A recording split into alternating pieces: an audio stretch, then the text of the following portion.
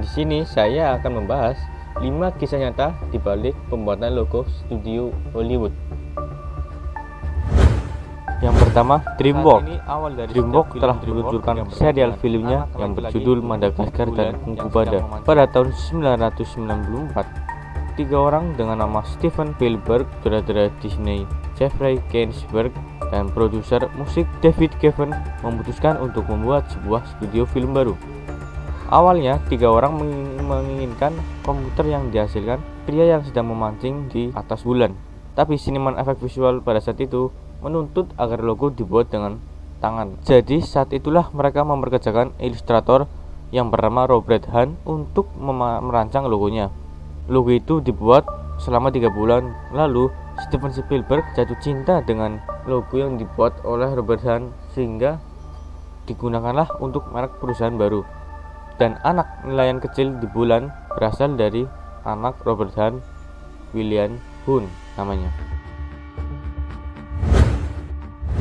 Columbia Pictures.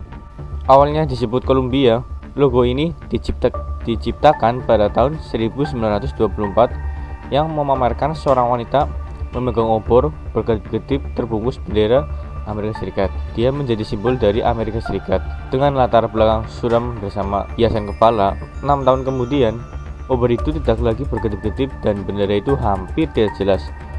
Dan font Columbia pun diubah. Surat-surat menjadi sedikit membesar dan kata-kata tidak lagi mengaburkan wajah patung. Selain itu, latar belakang yang polos ditingkatkan dengan awan putih yang halus.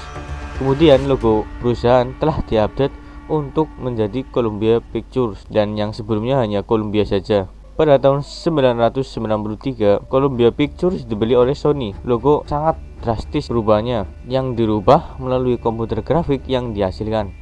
Perancang menyewa model untuk berpose sebagai patung dan memegang obor, lalu memutuskan bahwa logo harus lebih fokus pada gadis daripada obor.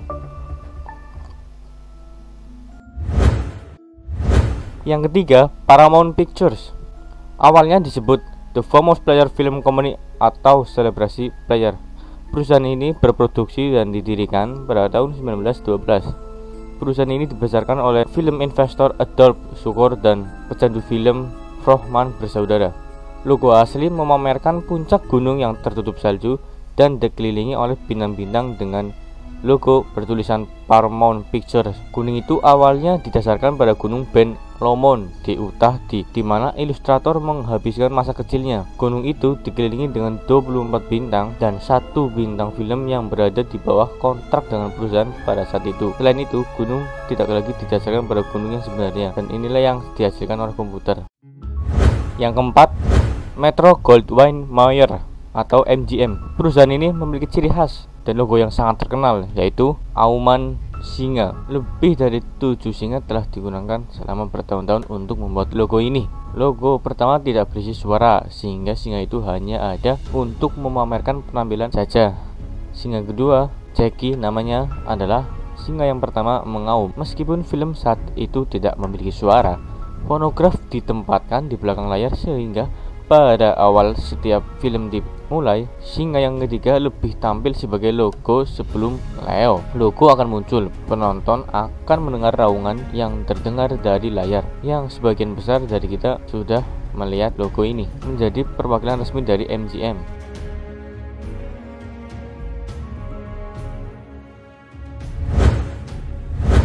Yang terakhir, Walt Disney Company. Siapa ya yang nggak tahu logo yang bernama Walt Disney Company? Walt Disney Company diciptakan oleh saudara Walt and Roy Disney pada tahun 1932. Logo yang menggambarkan sebuah kastil dengan bintang melesat di langit. Tapi ini yang paling menarik, benteng yang ada di logo itu sebenarnya didasarkan pada benteng yang nyata.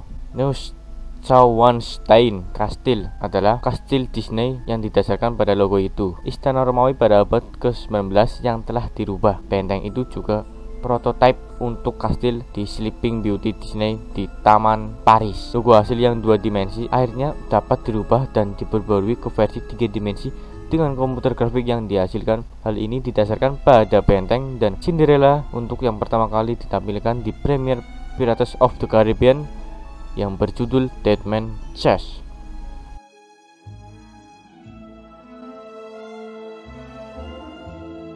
Dan jangan lupa untuk subscribe dan share video ini ke teman-teman kalian, dan share ke sosmed-sosmed kalian.